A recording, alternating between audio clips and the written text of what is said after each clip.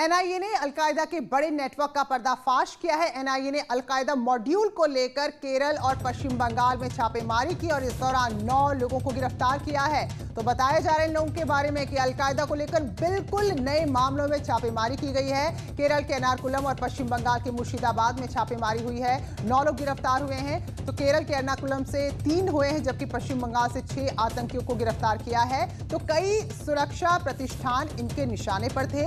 गिरफ्तार जो लोग हैं इनमें से अधिकतर की उम्र जो है 20 साल के आसपास है और ये सभी मजदूर हैं। तो आतंकी साजिश को लेकर इनपुट मिलने के बाद इन पर लगातार निगाह रखी जा रही थी। तो एनआईए ने इन आतंकियों को गिरफ्तार किया है और इनके पास से डिजिटल उपकरण, दस्तावेज, जिहादी साहित्य, धारदार हथियार और भी कई सारी ऐसी आपत्तिजनक सामग्रियां मिली हैं। तो शुरुआती जांच में यही पता चला है कि सोशल मीडिया के जरिए पाकिस्तान स्थित अलकायदा के आतंकियों ने इन्हें कट्टरपंथी बनाया। पाकिस्तान में बैठे आतंकियों ने इन्हें दिल्ली समेत कई महत्वपूर्ण स्थानों पर अटैक करने के लिए उकसाया था। शंकर आनंद हमारे सहयोगी दिल्ली से हमारे साथ जुड़े हुए हैं। तो शंकर, एक और बड़ा मॉड्यूल जो यहाँ पर जिस तरह से लोगों को सोशल मीडिया के जरिए दूसरे देश सरहद पार बैठे यहाँ पर भड़का रहा है, तो ये बड़ी कामयाबी एनआईए की है।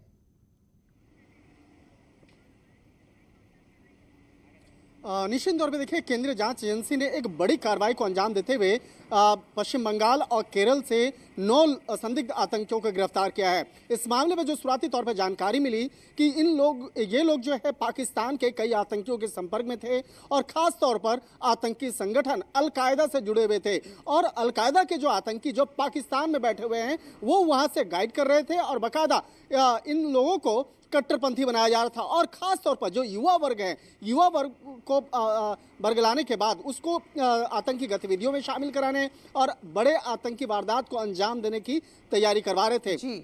और इस मामले में यह भी जानकारी मिली है कि राजधानी दिल्ली और एनसीआर इसका मुख्य टारगेट था। लिहाजा इस मामले में उन तमाम 9 जो आरोपी हैं उसको गिरफ्तार कर लिया गया है और उसको गिरफ्तार करने के बाद अब इस मामले में आगे की पूछताछ चल रही है।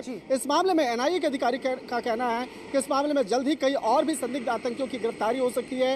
इस मामले में विस्तार से उन सभी 9 आरोपियों से पूछताछ चल रही है और किस तरह से वो अलकायदा के आतंकियों के संपर्क में आए और सोशल मीडिया के माध्यम से किस तरह से वो जुड़े, सोशल मीडिया में वो कौन कौन से आईडी है और किस तरह से सोशल मीडिया में कई और युवाओं को इस तरह से कट्टरपंथी बनाया जा रहा है और भारत के अंदर में आतंकी गतिविधियों को अंजाम देने के लिए प्रेरित किया जा रहा है। इन तमाम मामलों में विस्तार से तफ्तीश चल रही है। जी बिल्कुल शंकर, तो पहले इन पे नजर रखी गई, काफी लंबे समय तक इनकी गतिविधियों को देखा गया और अब जाकर गिरफ्तारी हुई है। बहुत बहुत धन्यवाद शंकर आपका महत्वपूर्ण खबरों पर जानकारी देने के लिए। फिलहाल एक छोटा सा ब्रेक, लौटेंगे कुछ और अहम खबरों के साथ।